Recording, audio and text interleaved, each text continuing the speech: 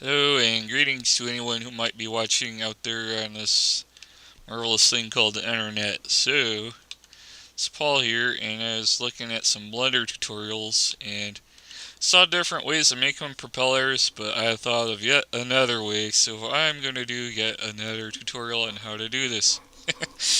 Yeah, I know there's probably like a dozen methods, but each one has their perks and benefits and differences and reasons, and I have mine too, so I'm going to do one. So let's get rid of this default cube, and what I am going to do is create a cylinder, and I think the default size here 32. Well, if I press F6 it's probably more obvious. This window is probably too much, so I'm going to cut that in half down to 16. And also sometimes that vertex count, you might want to base it on a multiple of the number of blades you plan on having, but right now I'm going to do a two-bladed prop, so that should be okay. And I guess it's time to go into edit mode. So we'll go with the two-bladed prop. I'm going to scale this down on Z a bit just to get my general thickness here. And I will probably want to set the top and bottom faces. I'm going to turn off these handles because I always select them inadvertently in the way. So you can click down there, and I believe there's a hotkey. Yes, Control Spacebar. So, but I just use the little button down there. So there we go, and I'm going to inset, and this should be good for now. And you're like, this doesn't look like a propeller. Well, obviously. So, and the y-axis is green, and we're going to be doing our stuff along the x-axis. So, we're going to set the center line here by cutting it in half. Using a J key to just connect across the face. But you want it right along the center line here. And what I am going to do now is switch to ortho mode. You can see there in my screencast keys. View it from the top, and I'm just going to box. Well, before I box select, I'll have to change to the see-through view, which is the Z key, and now I'll box select. So if I forget to do that, I won't select all the way through. So that should be good. Leave, and if I turn off Z, you can see it's selected, and leave that as good. I'm going to delete these vertices, and I grabbed some extra. Yeah. Well, you can always undo and do it like this. Now let's delete some vertices, and it's still doing it. I don't know what the deal is with those edges. See, you might run into this kind of thing too, so just bear with me. There, now we got half. Half is what we want. And I'm going to do this part early. You're like, why are you doing half a cylinder for propeller? Well, because I am going to use a modifier. In this case, the array modifier, and I need to use it with an empty, so let's add an empty. My 3D cursor is still left at the middle. I didn't change it, so I'm going to place an empty right there in the middle. Now go back to selecting this, and we want object offset, so click that and choose the empty. Notice nothing has changed. I'm going to change this relative offset to 0. You're like, well, it's overlapping. What's the point of that? If I select the empty and rotate it on Z by 180 degrees, and now see I have both halves again, which is what I want. Now, if you were doing a 3-bladed propeller, you would have to figure out a wedge of 120 degrees, I believe, and 4-bladed would be a 90-degree wedge, 5-bladed 72-degree wedge. But since we're doing a 2-bladed propeller, we're just doing a half, and that's 180 degree semicircle there. So go back to edit mode. Oop. Didn't want to do that. Back to edit mode. There. now we can Control R, and I'll just leave that in the middle. Actually, what I want to do is Control R and something like that. That's better. And then did it place? No, it didn't place. Oh, I gotta click, and then yeah. Okay, we're good now. We're good now. And so you notice if I do anything on one half, it will do it on the other half, but rotate it 180 degrees, which is why I use this array. So let's start by scaling these up on the Z apart from each other.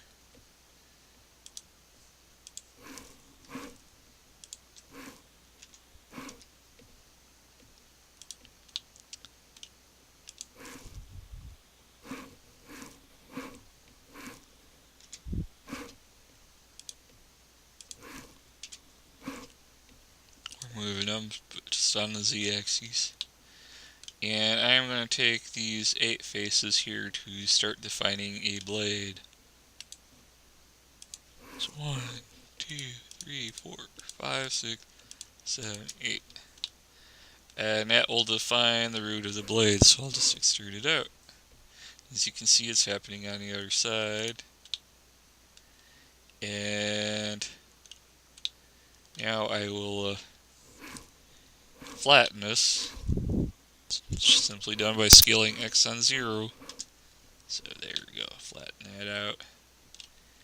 And I'm going to move this. I'm going to switch this to normal and move it on its normal, which is done by hitting Z twice, just to smooth that profile out a little bit. Same over here.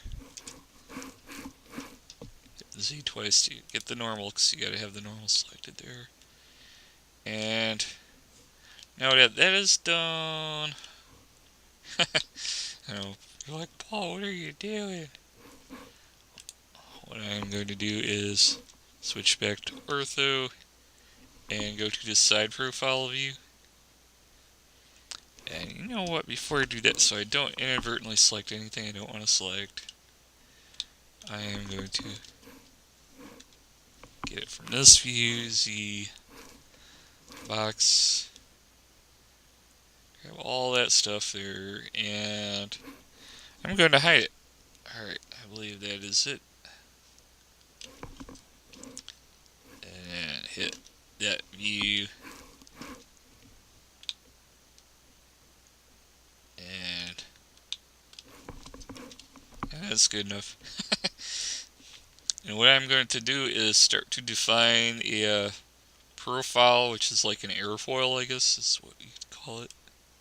So I'm just going to drag these verts around into a profile of an airfoil shape.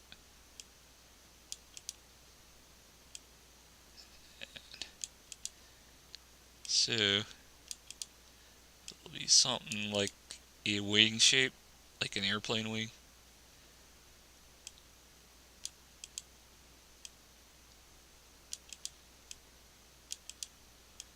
Bigger on the top, cupped in on the bottom a little bit.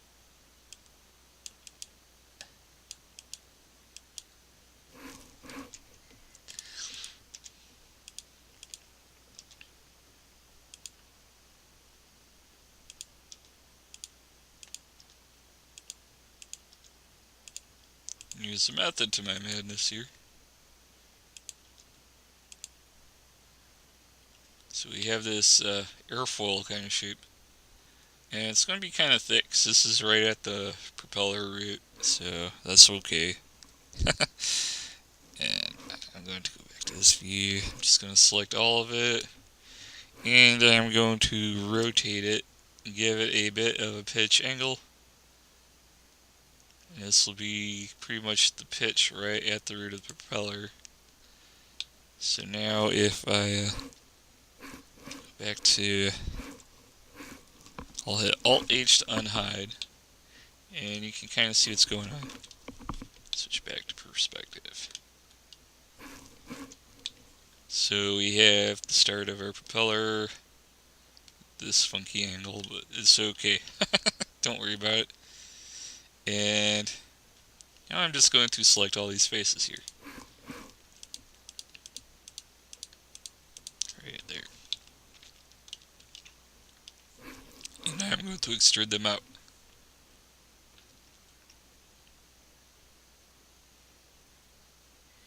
Like so.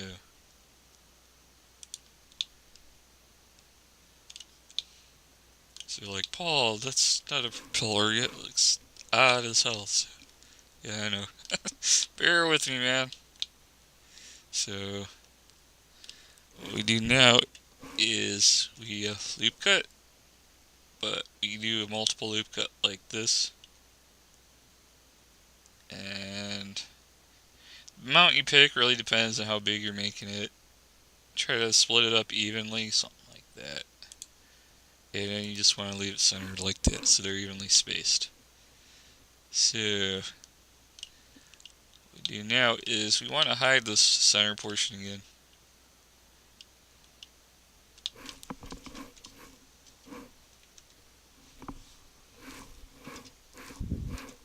So I'm going to do that. So I don't mess it up, because you don't really want to mess up the center section. So, hide that.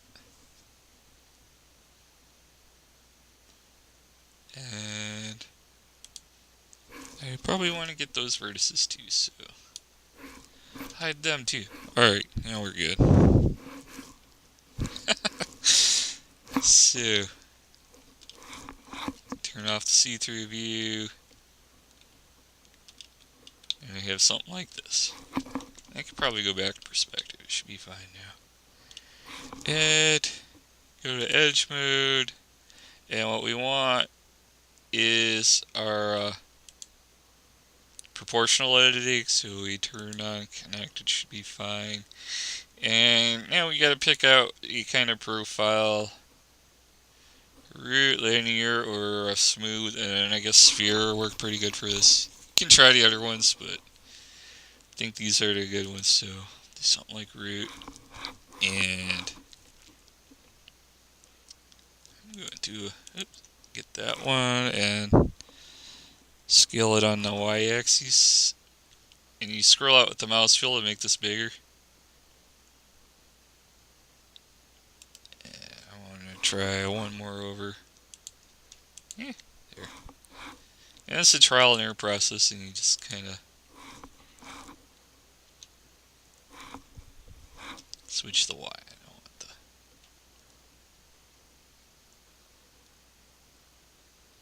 Still kind of picks. There's no way to mask this, though. It's just kind of the one thing that bugs me. There's no way to control what parts the proportional editing grabs. I wish there was like a plugin or an add-on or something that would let me mask it, but so I could leave those insides. Well, I could hide them, but alright, I'll do that. I'll hide this first. There, hide that section. And try again. The only thing is hiding, I can't always see what's going on, so that's why I said it would be nice if there was a way to mask it, or proportionally mask it. Really needs to be a way to do that with vertex masking, but it doesn't exist yet in this program. Any developers out there listening, yeah, would be a handy thing to have. So, something like this. And then I'll select all these faces at the end.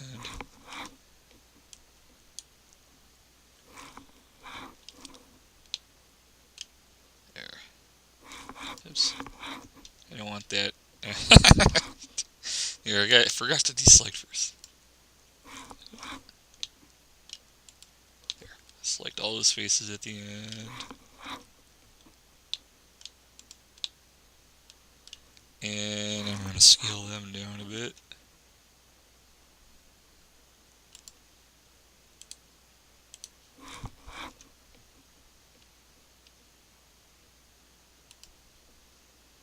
So there's different ways to do it, so...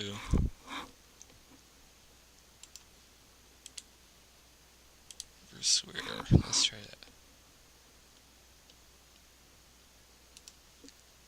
that. Like, Paul, what are you doing?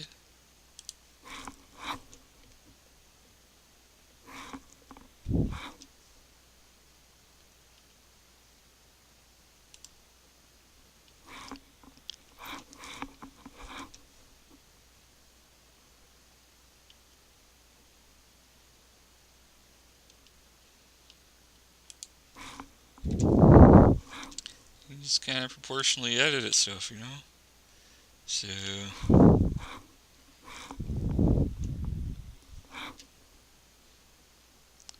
profile like that a little bit.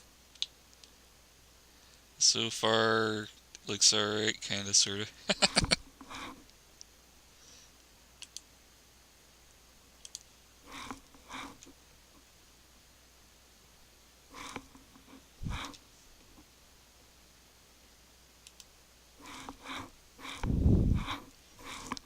And it's just a matter of going up and...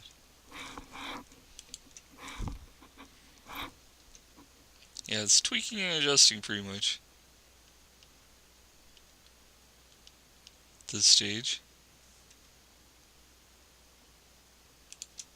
So you get some kind of nice profile like that.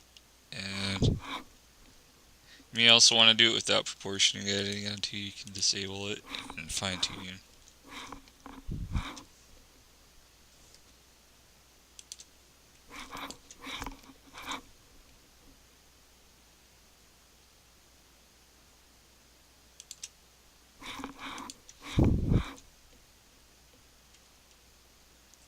It's pretty much a process of trial and error and getting a profile you like. Oh, yikes. Started out too close. That's one of those things you gotta watch out for. You gotta move your cursor away from the center where you're trying to adjust. Otherwise it gets hairy. Something like that.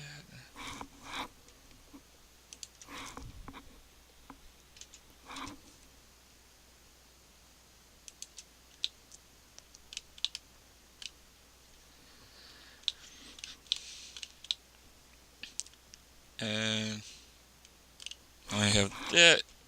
Now what I'm going to do is rotate this on the X a bit. And turn proportioning back on again.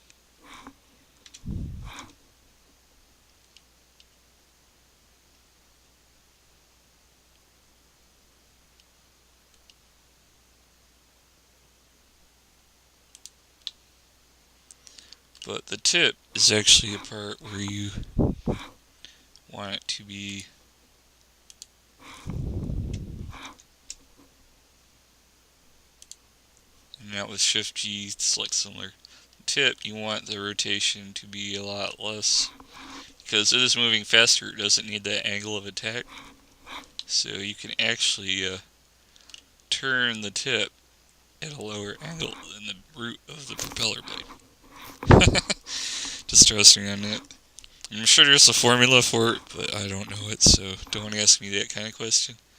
Just trust that it is a thing that is done. So, something like this. You want to tilt it up. Yeah. So, tip the propeller blade. And I'm actually going to move this up on the Z-axis a bit. So it goes even like so. So you have a weird looking blade profile, but you can turn off the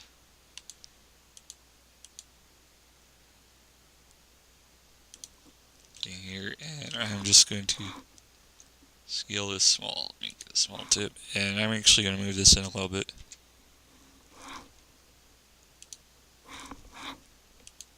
Yep. That's why I was, and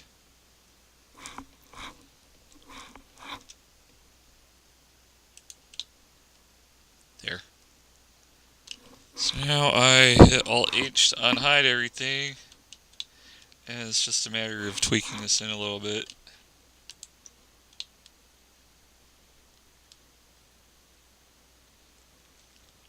Or I could just leave it like that.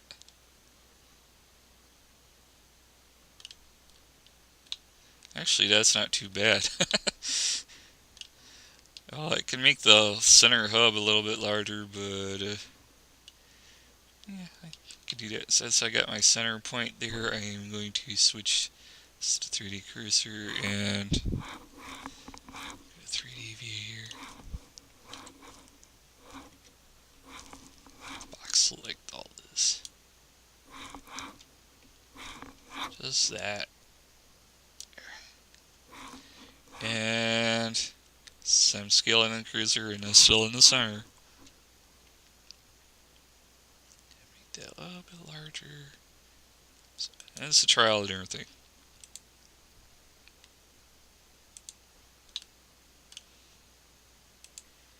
Go to object mode and yeah, return it to perspective view. And it's a funky shaped propeller, but it's a propeller, and you can always adjust this to how you like it. And on the array, we want to also merge. Remember, if you move stuff out of the wrong position in the middle there, you got to make sure everything's lined up. That's why I hid that part. So looks alright, and then I can add a smoothing modifier or subdivision, and there you go. You got a propeller, easy peasy, just like that. And you want it meshed out, you just apply everything. There you go. Now you have a propeller. You might want to put a hole in it or something before you get the cylinder stage, depending on how you model. But this is fairly realistic in how it's done. You know, it's not like one of those weird cartoony looking things. Like I said, you adjust the blade profile and the airfoil shape and how it curves, and